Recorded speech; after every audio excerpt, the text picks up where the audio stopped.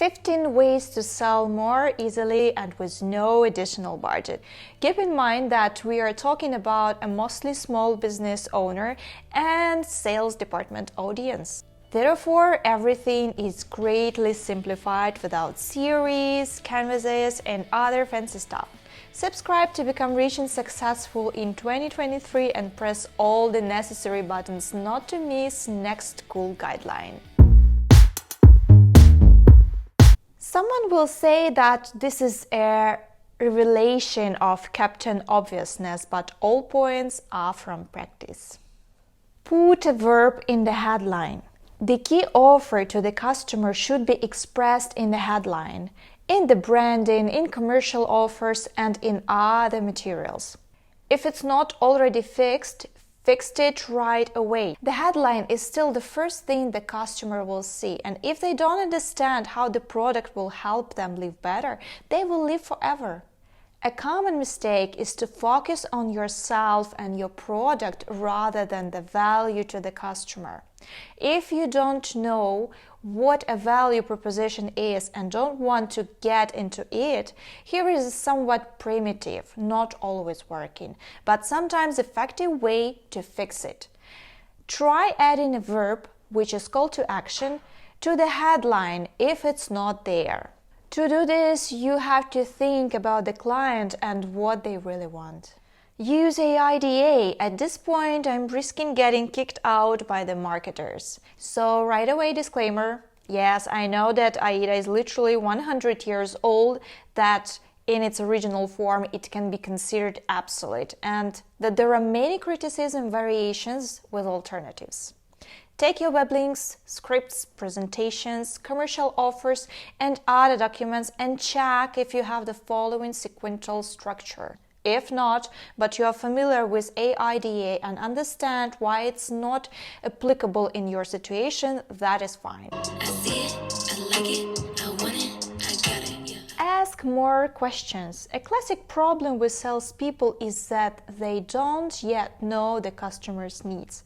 Yet they are already offering something. Imagine that you are a doctor. Does a doctor prescribe treatment without making a diagnosis? It's clear that there is a product you are selling, but the customer needs it for different purposes. An additional hack. When formulating questions, make it sound as if you are discussing the use of the product, not the purchase itself. Don't ask if the customer is interested in the product or service. Ask if they will use it at home or in the office, if they need it for themselves or for resale. An example from practice. Wholesale supplier of rubber shoes. Lots of leads at an extremely attractive price but low conversion to sales. We listened to the sellers' conversations and realized that they were not trying to find out the buyer's needs, but were sending them a price list. And the buyers were from at least 3 groups.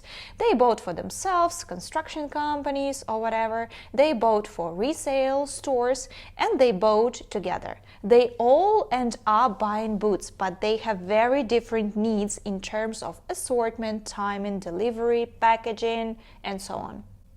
Making a copy offer to them is not loving yourself, but you do. Don't sell. You don't have to sell, persuade, or work with objections. You help the customer solve his problem. Remember that you are a doctor. Create urgency, fixed deadlines, cost of services, promotional deadlines, etc. Many hesitant clients will bounce back, and you need to help them not do that. If the client takes a long time to think, let them know that you will get a personal discount or you will fix the price before they increase, but the decision must be made quickly. Do more. Do you know that you will have time to perform a service or deliver a product in 2 weeks? Say 1 month, you will still be a week late, and if you deliver a week early, you will prove yourself to be a responsible contractor. The commercial offer is a description of the way to a better life. The commercial offer is not a price list, but an explanation of how you will help the client solve his problem.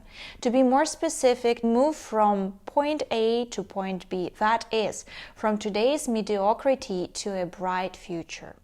If you are afraid to name a price, give an example or a range.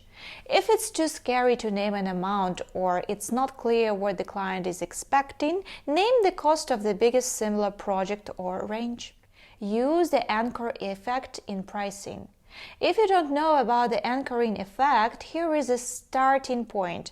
In short, when you have to estimate an unknown value, the human brain binds to the information it has already received, an anchor, and uses it as a guide. It is used to great effect in negotiations and in pricing. Set an anchor. Be the first to name the price in negotiations and give several price options. Just don't overdo it. If there are too many options, the client will have analytical paralysis and leave. 2-4 options are enough. An example of how Steve Jobs used the Thatchering effect at the presentation of the first iPad. Steve Jobs says that in all good sense, all this splendor should have cost $999, but we did it for $499. $999 is the anchor. If Jobs hadn't said it, audiences would have started comparing $499 to something else, like $199. Does $499 look more appealing when we compare it to $199 or $999? Work with higher check. The relationship between transaction amount and effort is not linear. Selling for $100,000 may be more difficult than selling for $10,000, but not by much. It depends on the product and on a bunch of other things. Also assess what is better for you. 10 small clients to diversify risk or 2 or 3 larger ones to reduce labor costs. Check your salespeople. There are chances that your salespeople are losing sales. Try to check how they answer and speak to clients. Prepare selling scripts for different situations to help them. Shorten your response time. The ball doesn't have to be in your court. You get a question from the client and you answer it. The client can respond for as long as he wants, but you should respond instantly. The shorter the transaction cycle, the more you sell per unit of time, and the more relaxed the client is. Go back to your old leads. Call old contacts with whom you had a conversation, but it fell through.